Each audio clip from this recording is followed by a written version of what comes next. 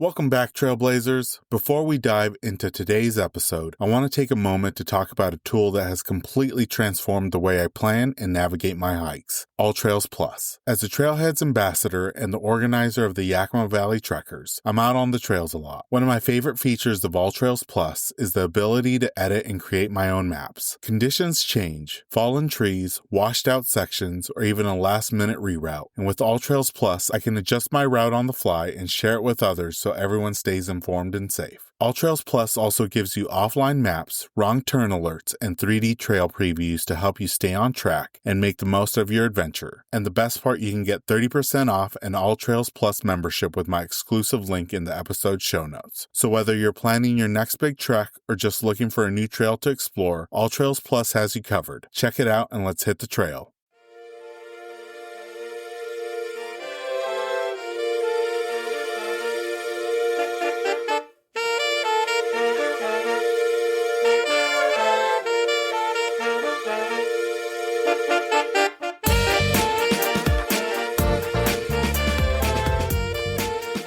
Welcome to Season 11 of the Hikes and Mikes podcast. I'm your host, Ivan, and each week we're hitting the trail through conversations with extraordinary hikers from across the United States. This summer I've had the chance to sit down with some truly inspiring adventurers, and I can't wait to share their stories with you. From rugged summits to soulful solo treks, their journeys will spark your wanderlust and maybe even push you to take the next step outdoors. In this week's episode, we're joined by Brett, peak bagger, hunter-turned-hiker, and a dad passing his love for the outdoors onto the next generation. From tackling Nevada's most remote ranges to standing nearly 19,000 feet high in Ecuador, Brett shares what it's like chasing lists, solitude, and adventure across the West. We talk about completing the 63 ogles, 91 Great Basin peaks and counting, and every Nevada county high point, as well as the challenges of sketchy roads to trailheads and even a broken ankle on the way to his 1,000th summit. Brett also shares how hiking with his kids has reshaped the way he sees the trail and why the journey matters as much as the peak. Without further ado, let's jump into this episode with our guest, Brett.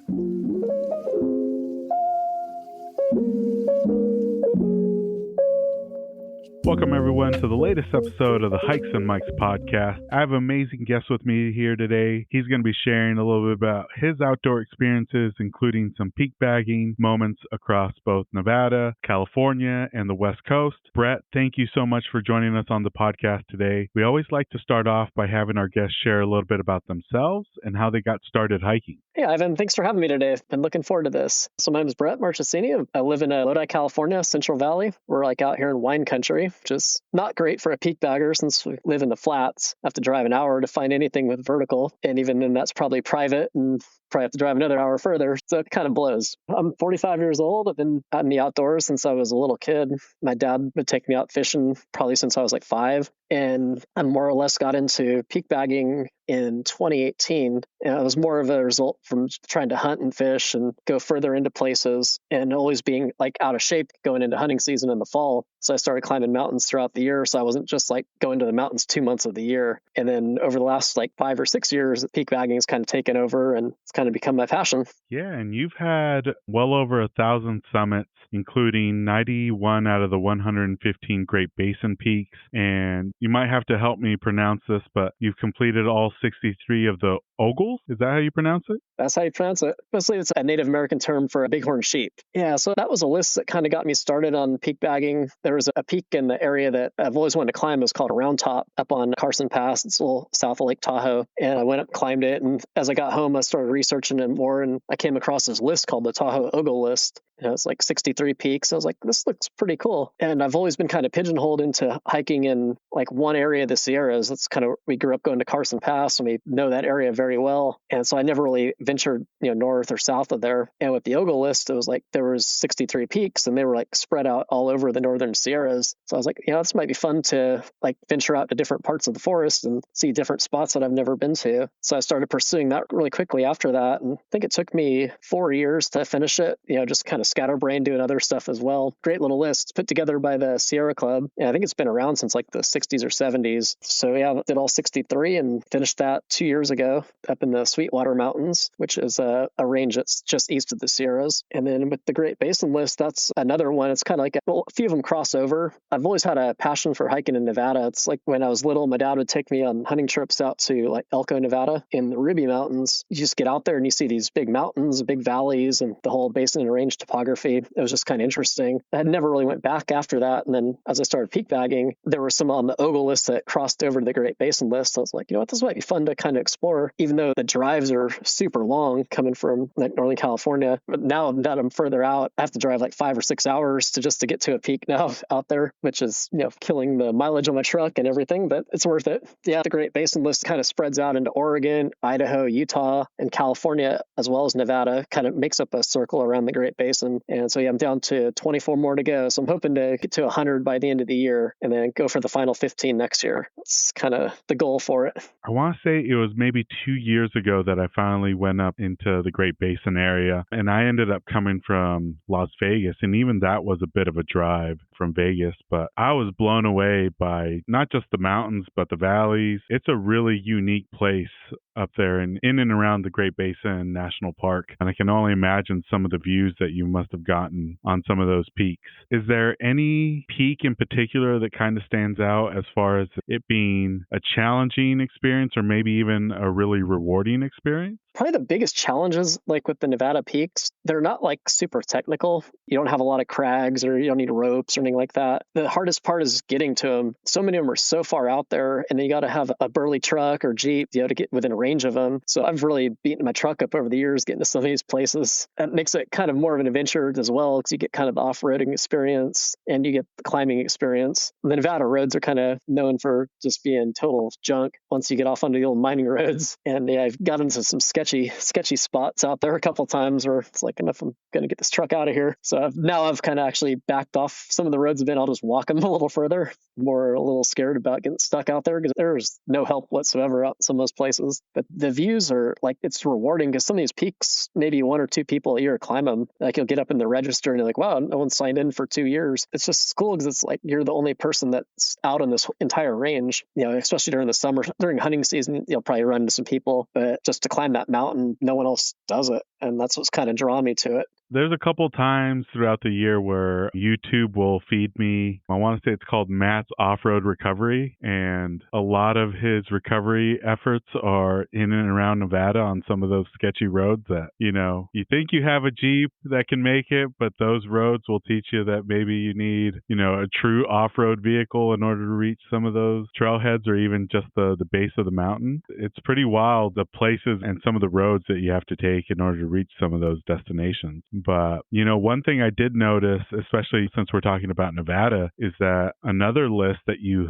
have been able to complete is being able to summit each of the highest peaks in every county in Nevada. What was that journey like? And was there a list that you found similar to the one for the Ogles or for Great Basin peaks that you were able to use as reference? Yeah, so with the county high points, I believe all of them are either on the Great Basin or on the Ogle list. So they kind of overlapped a little bit. And there's only 17 counties in Nevada, which is kind of nice. And they're all public land, whereas like California has 58 counties. And if you wanted to climb that list, you got to trespass on properties or try to get landowner permissions. And it's a one I've never really cared for just because it's not really my thing. So with Nevada, it was like 17 counties. It wasn't too many of them. And I was going to be doing those peaks anyway at some point. So I just kind of started chipping away at it. Then last season, it kind of came to a close. I was like, well, I'm only like one away from finishing this thing. But it was like way on the eastern side of the state. And it was what they call a liner in county high pointing. Mount Grafton was the peak. Me and my son climbed it in June. And you have to climb the peak, which is in one county. And then you have to climb down the other side of it to hit the county line for the other county. So basically, the county high point was just a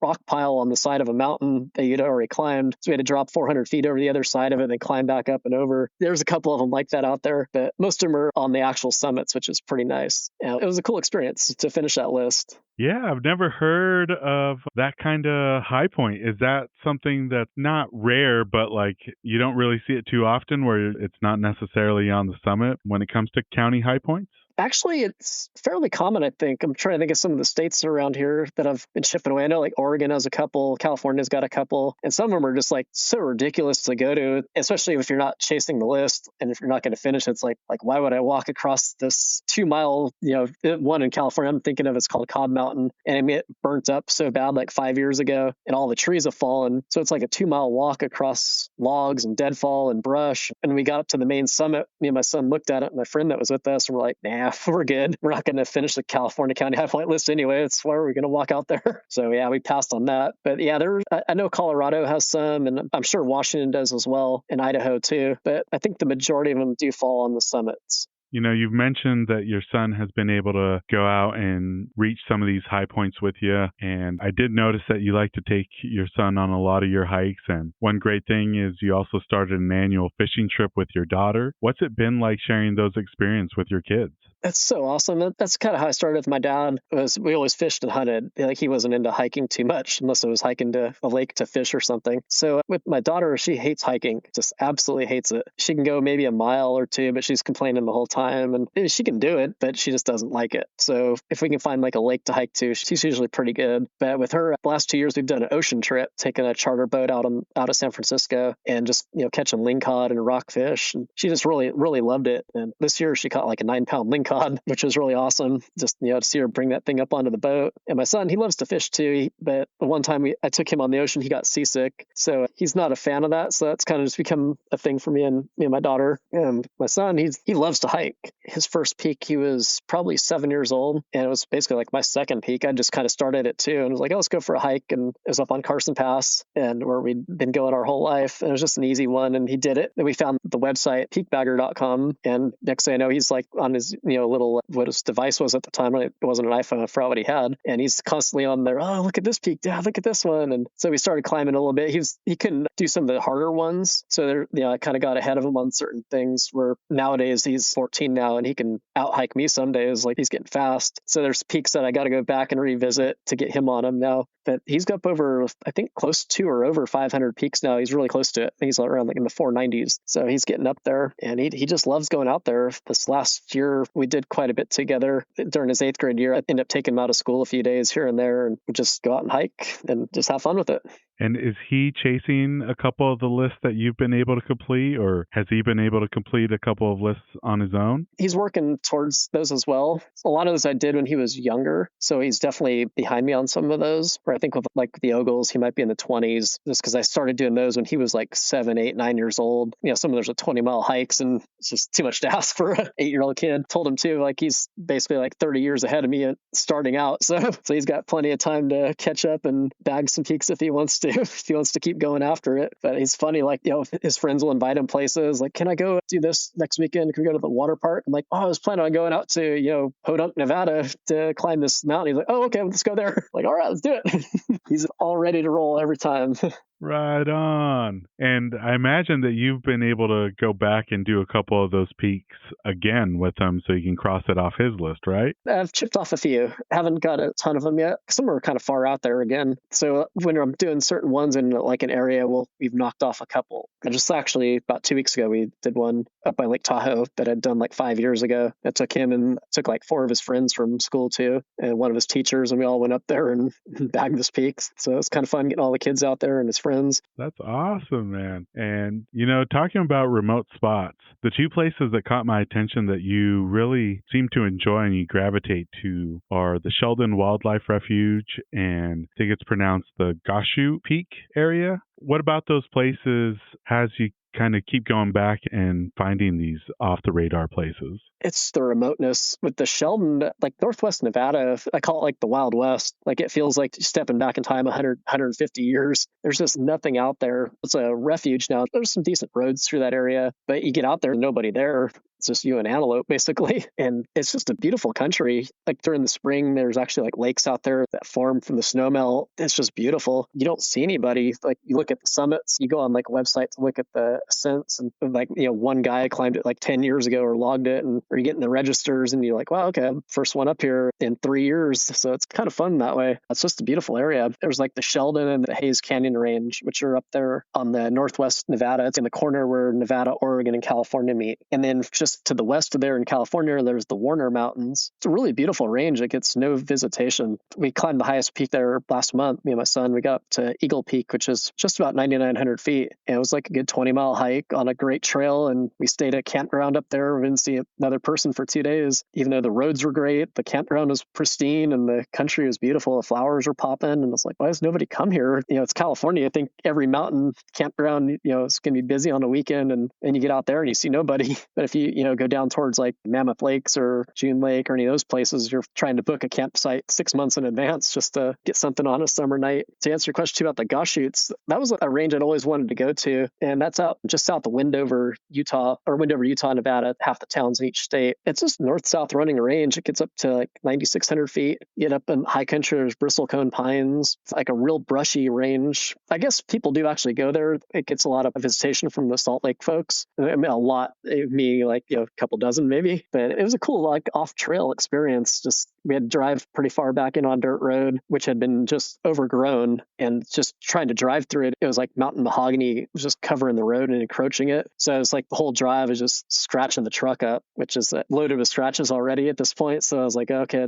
you just hear that scratching. You're like, okay, there's another one. You get out and try to clip a couple branches here and there, and you realize it's going to take you all day to get 5 miles down this thing. Yeah, so you get up there, and the view out there is you look out west to Nevada, and you look east to the Great Salt Flats, and you're just out there by yourself. And it's just awesome. Yeah, and I think, one thing that is really great about these hard to reach places, or maybe places that aren't visited frequently, is that you sometimes get taken back in history by finding artifacts or just historical pieces on or off the trail. And the one that caught my attention that you were able to find, I believe it was at Shelton Wildlife Refuge, is you were able to find an arrowhead while you were visiting Shelton Wildlife Refuge. Is that something that you notice that you come about on some of these off the radar places where you're finding pieces of history from hundreds, if not thousands of years ago? Quite a bit, actually. Yeah, like in Nevada, Utah, and Eastern Oregon, typically do find like arrowheads or spear points. Probably found a few dozen actually over the last 2 years. And it's just always cool to find those things. Most of the time they're broken and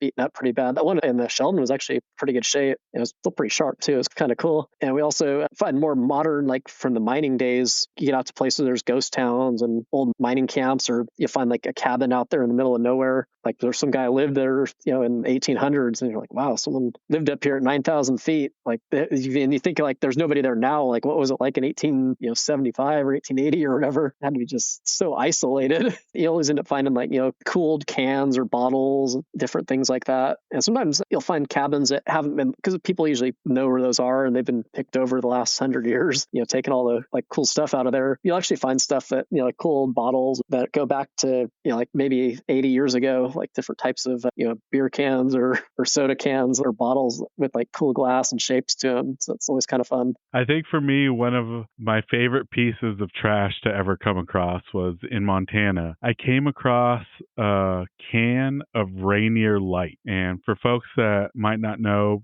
a Rainier beer is really popular in the Northwest. And I had no idea that there was a light version. So I don't even know how old this can was, but I ended up finding it in a field in Montana. And I was just awestruck. I ended up packing it out, and I wish I would have kept it, because you don't see those things anymore. And who knows how long it'd been out there in that field, but it was something to see, just these old bottles or old cans of companies that might not even exist anymore. It's something else. And, Brett, you talked about you kind of got into peak bagging to help you get in shape for hunting season. You're not just a fisherman, but you're also a hunter. How has your experience in the backcountry changed as a hunter now that you've been bagging these peaks?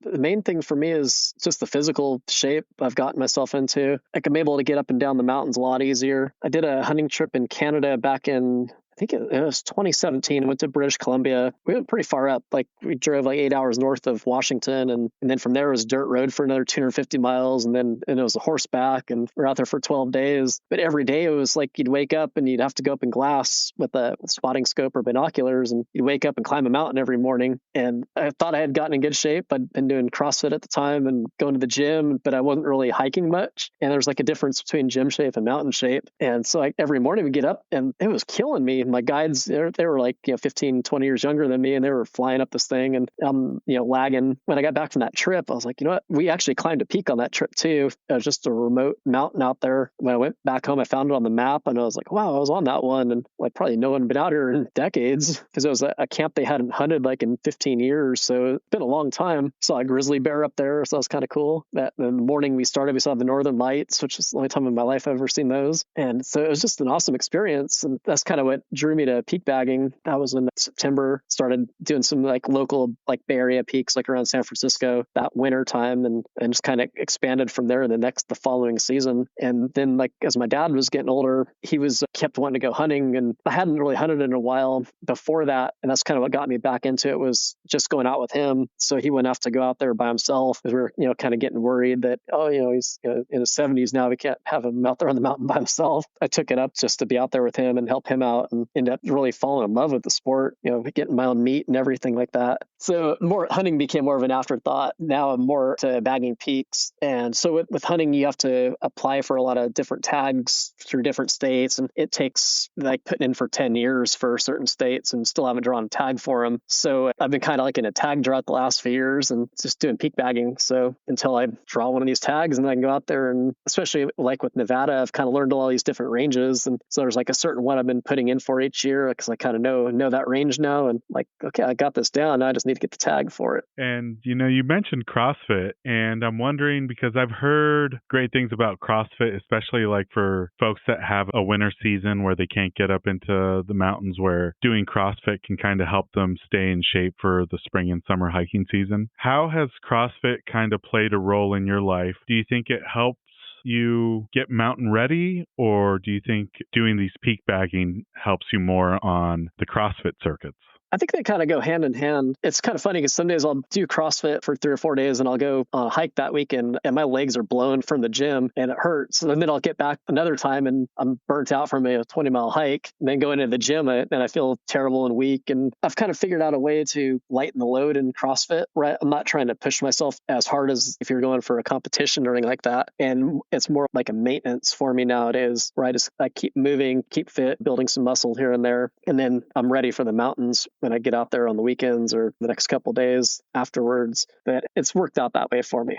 Yeah, and one period that might have kept you off the mountain for a short while was back in 2014, you ended up having an ankle break, right? Or you broke your ankle? Oh, 2024, yeah, last year. How did that affect you, and how were you able to come back? That one shut me down for a while. So yeah, it was Labor Day last year. I was up on a hiking trip, and I was at my campsite. It was kind of dusk. I was getting ready to put everything down for the night. And there was a log. It was a pretty good sized log. It was next to my truck, and it was taller than the wheel well, so it's up there a bit. And I had to step over. I got on top of it, and I jumped off, and I landed on a rock that was like some lava rock that was embedded in the dirt. And it just flipped me over. And next thing I know, I was down and injured. So I got back home and got x-rayed. They're like, oh, yeah, it's just a sprain. You'll be ready to roll in 4 weeks. And then 4 weeks roll by. I'm like, it's not really responding very well. So I go get another x-ray. He's like, yeah, it's all clean. You're probably a couple weeks away. So then I started me in physical therapy. And the physical therapist right away is like, this isn't moving right. Are you sure this isn't broken? I'm like, no, I've got 2 x-rays on. He's like, can you get an MRI done? So we did that and showed there was a break and 2 grade 2 sprains, one on each side of the ankle. So it turned out to be like maybe about 8 weeks before I started walking without like a boot and being able to go back into the gym. And that was just, riding an exercise bike at that point. Labor Day was when I went down, and then in December is when I started going back in the mountains. One thing that sucked was that I was at 996 lifetime peaks when that had happened. And I had my 1,000th peak lined up for the following weekend with a bunch of friends, and had to cancel that. And then the week after that, I was supposed to climb Mount Shasta over in California, the big volcano. So that got put on hold. And next thing I know, it's not till December, and went out to Vegas to visit my sister. And I was like, I'm feeling all right. I'm going to try a couple, little 2-3 mile hikes, and got out there and did them, and they felt all right. So then for my 1,000th, me and my friend Jesus, we went out to a place called Scotty Mountain, which is kind of like the very southern end of the Sierras, like almost into the desert. I did a 12-mile hike with him and got my 1,000th peak. It was very very sore after that, but it held up and going crazy ever since. So yeah, each one after that, I was like, okay, I can do 12 miles on trail. So that means I can start doing, maybe some off country stuff and getting some more scrambling type stuff. And, as each month rolled by, I've kind of pushed it. And now I feel like my ankle hasn't healed all the way. It still doesn't move it the way it did back before I broke it. So I've had to adapt a lot of different ways I move my ankle and climb mountains. It doesn't flex right, but I've gotten to a point where I've figured out how to do that. And now I'm just going crazy and having fun with it again, not worrying about it too much. Yeah, you've definitely revved back up since the injury, and I know exactly how you feel. My left ankle, I broke years ago in my youth, and it just never fully recovered. And you do have to have like this adjustment period where you figure out where it is now, like as far as flexibility. One of the main reasons I switched from trail runners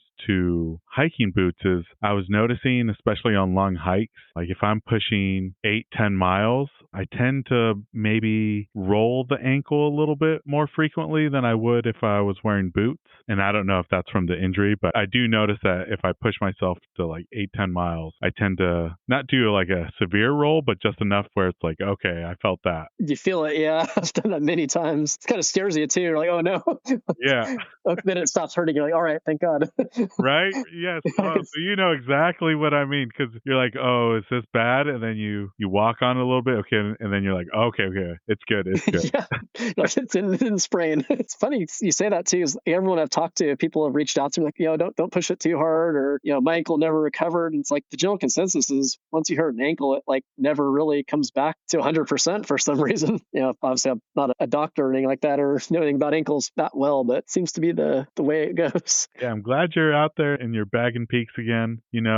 One thing that you've been vocal about and you've mentioned is wanting to bag a trophy Nevada muley and maybe even own some land near Elko. What would achieving that dream kind of mean to you if you were able to finally bag that Nevada muley and ultimately own some land near Elko? Oh, that'd be awesome. I've wanted to live out of California for a long time. All our family's always been here though, so it's been hard to leave. It probably goes back to with my dad. He wanted to always live in like Nevada or Wyoming. He passed away a couple of years ago, and so that's kind of like maybe like a dream I want to do for him at some point. He always wanted to get a really big Nevada butte. He hunted there like last in like maybe 1991. He was never able to draw another tag for that place. So that's kind of become a dream for me and kind of maybe fulfill something that he didn't get to fulfill. But like I love the Elko area. It's really pretty out there. It's the Ruby Mountains are like right there in the backyard, but they call it like the Yosemite of Nevada. It's a totally different range than you'd see in Nevada. It's all granite rock. There's like alpine lakes, and it's just absolutely beautiful. And it's for the most part, it's kind of a hidden gem because it's a long way out there. It's a 7-hour drive for me. It's like if you're coming from the Bay Area or something like that, you're looking at 9 hours. Come from LA, you're probably looking at 9 hours, and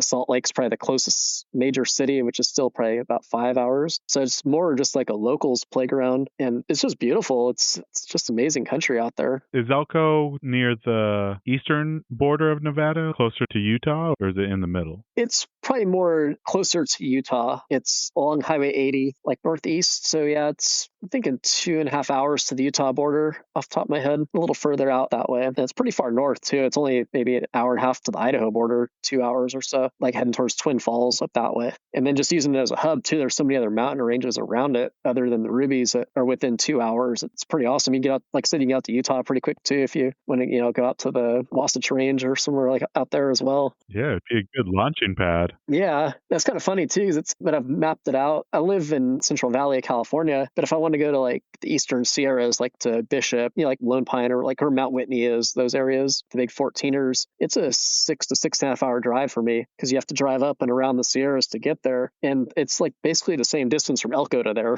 Even though it's so far out there, it's weird how that works. It takes about 6 hours from there to there to those 2 points. So I was like, wow, I'm still in the same range to go hiking in Eastern Sierras as well, too. That's awesome, man. Well, definitely be rooting for you to get that muley tag, hopefully in the near future. And hopefully that dream of owning a little piece of paradise in Elko comes true as well. It's funny, I'll say with the muley tag, I actually did draw it last year in 2024, but I broke my ankle 5 weeks before. So I had to turn it in, and the physical therapy, I was like, hey, am I able to climb a mountain and hike like in 2 weeks? He's like, no. Like, dang it. The doctor had to write a note to the fishing game, and they turned it in. If you get your money back and you get your preference points back and everything. So then I didn't draw it this year. I was like, oh, man. That's so it just wasn't meant to be last year.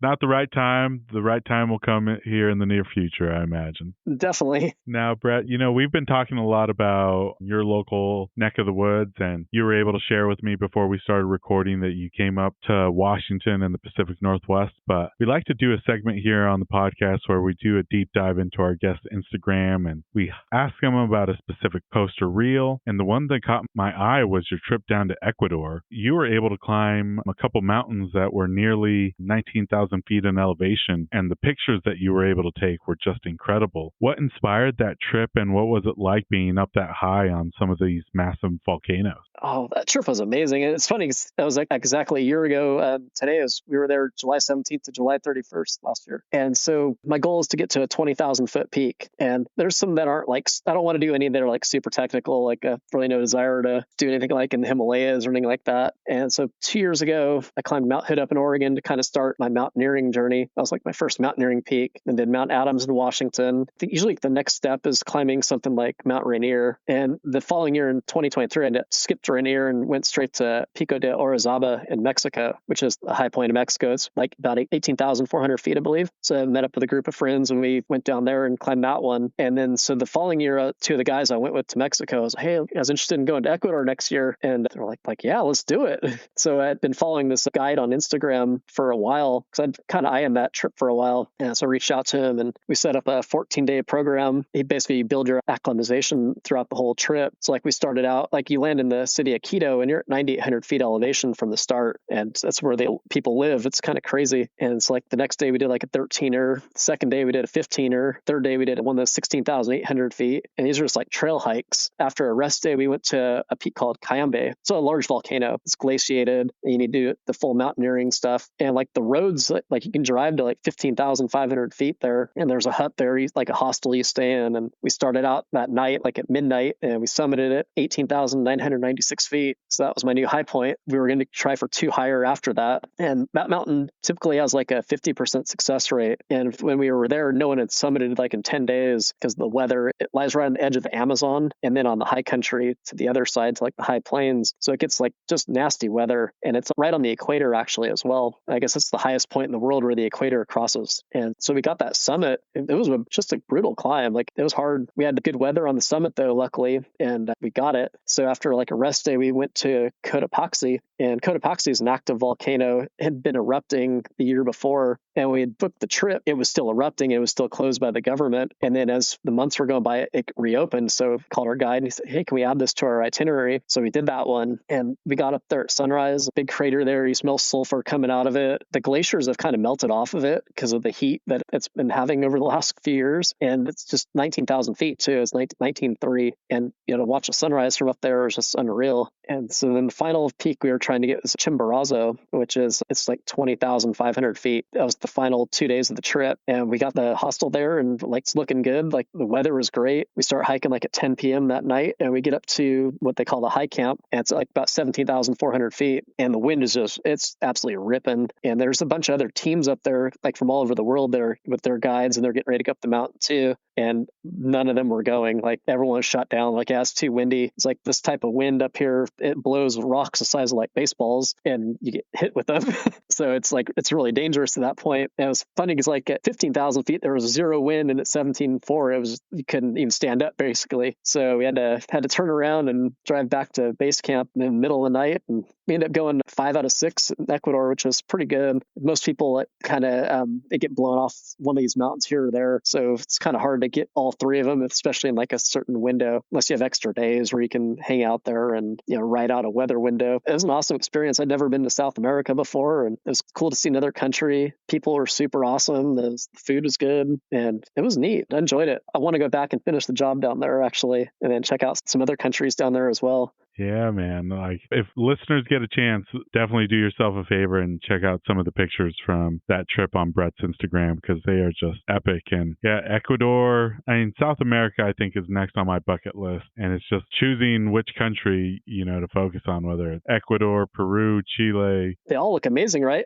Yeah, the next one I'm looking at is Bolivia. Actually, I've been trying to reach out to a guide out there, but he's been out on the mountain too much lately because they're in season right now. And then that return trip to Ecuador, there's about 5 of their peaks I want to do there too. So, and I've got a really good guide there too. Like, he's awesome. So definitely a return trip there someday. Well, Brett, that was it for the regular questions. These last couple questions are questions we like to ask all our guests on the podcast. The first one, I feel like most hikers have a regular or frequent routine that they do. Some of it is on a summit. For others, it's at the end of the hike. For many, it's packing a favorite snack or drink. For others, it's a moment of zen. And then for a lot of us, it's that favorite meal afterwards. Is there a regular custom or routine that you like to do when you reach your destination or when you make it back out? I think it's probably more of the meal afterwards. I'm always looking forward to that. It's either enchiladas or tacos. That's my jam right there. Chicken and cheese enchiladas. Yeah. So I'm always looking for a good Mexican restaurant after a good hike because I can put those away. No, I got to agree. If I can't find a good burger spot, if I can find even just like street tacos, oh man, I can crush like at least half a dozen, if not a dozen, depending on the hike. Yep. That's the best part of it right there.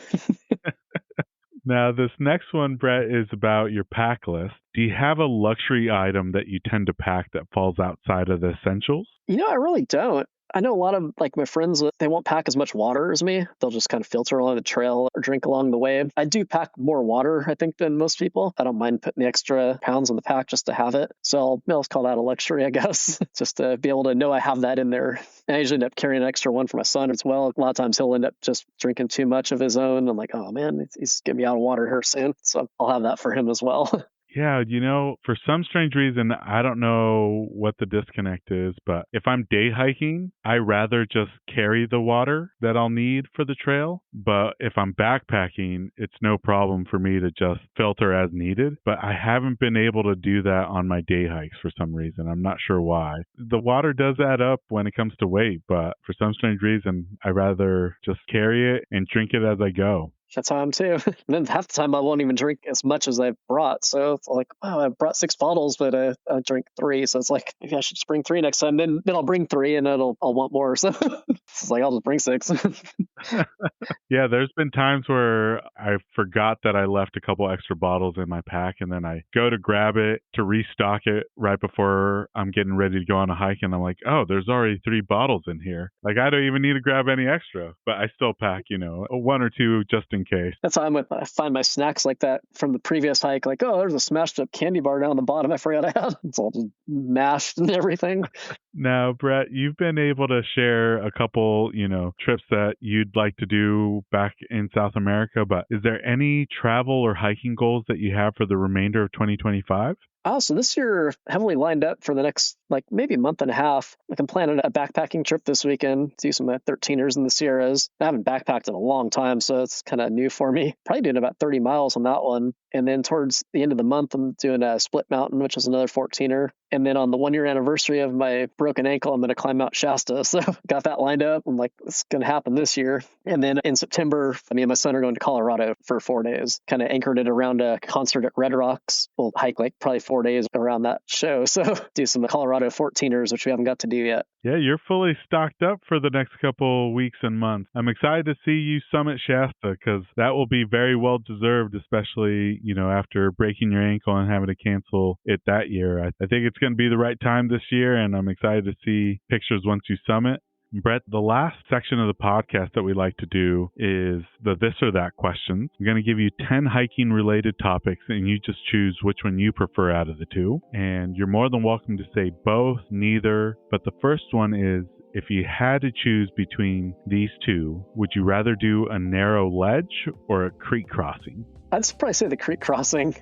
I'm not a big fan of narrow ledges and heavy exposure. It's unless I'm protected with a rope or something. So yeah, I'll go with the creek unless it's waist deep or something. If I'm just getting my feet wet, that's all good. And then I think I know the answer to this one, but waterfalls or summits? Definitely be summits on that one. No, waterfall's always nice, but yeah, I barely get to those. Now, in order to reach these summits, if you had a choice between these 2 options, which one would you choose? Switchbacks or straight up? I like going straight up. If there's a trail or, they have the signs that say don't cut the switchbacks. I don't do that. But if I'm just out on a mountain that's all open country, I just take the quickest path that I can see that looks like it goes. So I like pushing it straight up with the gain. And then this next one's our most controversial one, but trek poles or freehand? Oh, I'm always freehand. Used trekking poles one time and they broke in half like a mile into the trip. I think there were some cheap ones, but I like having my hands free. Like, it's just the way it is. I always get on some like steep scree and people are like, how are you not using trekking poles? So I just like having free hands. And then this other one's about your footwear. Are you using traditional hiking boots or are you wearing trail runners? I'm 100% trail runners now. I got rid of the hiking boots maybe 5 years ago. I got tired of them. The trail runners are so much lighter and breathe better, and it was a game changer for me once I switched to those. And then this next one is about trail systems. Do you have a preference between a loop trail or an out and back trail? I like the loops. Yeah, loop's always nicer. I mean, I have to see the same thing twice. Sometimes those out and back, especially if it's a long section, maybe it's like a closed road that you're walking out on or something. End of the day, you're 12 miles into this thing and you're like, I gotta walk this road for 2 miles. Yeah, definitely, definitely the loop. I've been on some of those trails or roads where you know exactly how far it is and you just keep looking down and it's not getting any closer and you're just like, And like on your watch, you're like, oh man, it's saying 12 and it's gonna be 14. You're like, man, still 2 miles away, and it feels like the longest 2 miles that you ever walked. Right. Now, when it comes to cleaning up your gear, do you do it right away, like after the trip that same evening or afternoon, or do you wait until later? I'll wait until later. Yeah, definitely later on that one. I get home and hit the shower and rest up, and maybe it's a couple days later that I'll start getting into my bag and getting some stuff out of there. Unless it's like the back of my truck, I gotta clean it out so the kids can ride in the back. But yeah, my back gear stays in there for a few days. And then these next two are some of our hardest ones, but if you had to choose, would you prefer sunset hikes or sunrise hikes? I've always liked the sunrise. I like getting up early. I like to do multiple peaks in a day if I can, especially if it's like a 4 or 5, 6 mile hike. Then I could probably get 2 hikes into it. Definitely like going on the sunrise and getting out there right when it comes up and seeing those colors and then hitting something in the afternoon. Although one cool one was when I was in Washington, I did a sunrise hike in Oregon, did a midday hike in Mount Rainier National Park, and you guys have those late sunsets out there, which blows me away. It's like light out at 9:30 at night. So I saw this other peak there. I was like, it's like 7 o'clock and the sun's like way up there. So, and a sunset hike as well. So I got a 3-fer in that day. I was like, well, I can really get used to this long daylight hours. Oh man, I'm going to have to put that on my bucket list, Brett. I don't think I've ever done sunrise, sunset, and then a midday hike. Yeah, it was pretty cool. Yeah, it would be a long day, but I think it would be quite the experience. It was nice. Minus the mosquitoes. You guys got some big meat-eating mosquitoes up there. Yeah, our backcountry mosquitoes don't play around. They don't. This next one is equally tough. I think you've been able to see both of these in stunning fashions, but if you had to choose, would you choose spring wildflowers or fall colors? Both those are pretty awesome. I'd probably say fall. I love the fall season, and seeing those yellow and golden aspens are just pretty amazing. I've climbed Mount Timpanogos out in Utah a couple years back during the spring wildflowers, and that was one of the most beautiful places I've been in my life during that time. So that was up there as well. So I'd say both on those probably. Yeah, Mount Timpanogos. Spring wildflower season is definitely high on my bucket list when it comes to Utah. It's just the pictures that I've seen on social media make it look amazing, and I know it's probably not even close to what it is seeing it in reality. That was like a sunrise hike too, so we caught like right at sunrise and like all of a sudden like the lights out and all these flowers are everywhere, and it's just like whoa, where did we transport to here? This is unreal. Now, the last one, Brett, is if you had to choose between these two types of conditions when on the trail, would you prefer to have wind in your face or sun on your back?